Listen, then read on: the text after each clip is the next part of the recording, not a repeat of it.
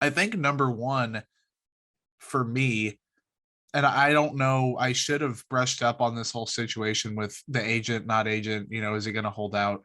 These are voluntary, right? So is Orlando Brown Jr. going to show up? And what's the process going to be like for that?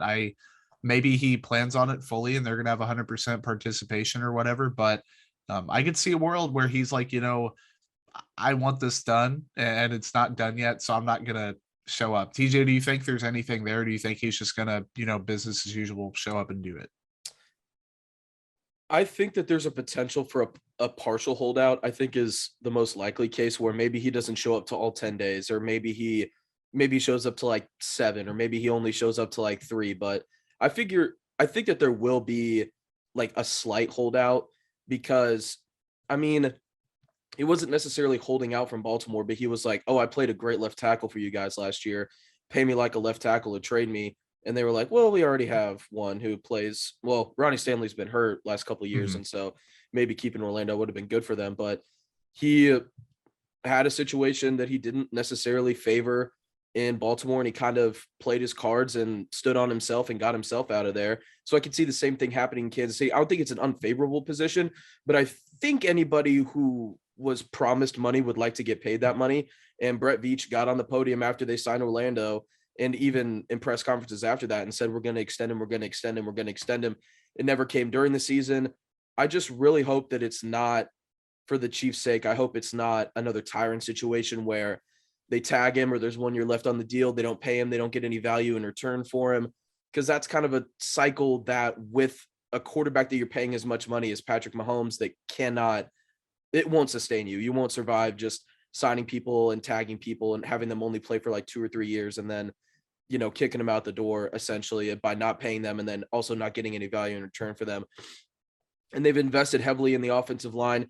I feel like if Brett Veach had no problem paying uh, Joe Tooney that money, making him one of the highest paid guards in the league, he should have no problem doing that with Orlando Brown because in respect to like where they stand among their positions in the league, I feel like they're in similar spots. And Joe Tooney got I think it was like biggest guard money in the Yeah. NFL at the time when he got that. So, I mean, Orlando is a top tier tackle. He was a sought after tackle. There's a reason he got traded for a first round pick, and he knows how good he is. And at times he didn't play great last year, but there were times where, I mean, he wasn't giving up pressures in, 2 or 3 week stretches. So I feel like he will hold out. I don't think it'll be the entire 10 days though. And that was also Yeah. my first storyline. So now I've got one off the board that I can't talk about. All right, I'm crossing that off. I figured you'd have that on there, and he's a Yeah. guy that he's not going to be hostile towards the Chiefs. Like he doesn't seem like that type of guy. Granted, money is money, and like if your money's being messed with, yada yada. Part of the Chiefs off season has been with that in mind, though, and I think Brett Veach knows that too, and he said it. They know that eventually they have to get that done. I don't think it's a I would be shocked if they were like, "Hey, dude, go ahead and test the market." Now, if he wants to be the highest paid tackle in the league, like No, Brett Veach could say, like no. he could flip the bird at him and say, "Dude, you're not that good." Because like I'd say he's between solid and really good. Like I'd say he's a Yeah. good left tackle, and that's fine. And you can pay very good money to a good left tackle because it's that position, one of the most important in football. You can afford to do that. I mean, at a If time they were Orlando, like the second high. They were like the second highest paid overall position yeah, in the league. Like exactly. it went quarterback, left tackle. Now you got corners and edges and wide receivers making a little bit more money. But I mean, if you can lock up a left tackle for, I mean, Orlando Brown's still young. He's only like what, Yeah, 26? He I was don't young even when he know if came. he's 26 yet. Dude, that's nuts. So if you can lock him up for 4 more years and have him play pretty well for 4 more years, and say as he gets older, he works on his lower body flexion and his ability to like deal with speed rushers. Maybe if he works on that aspect of his game, because we know he's a road paver in the run game.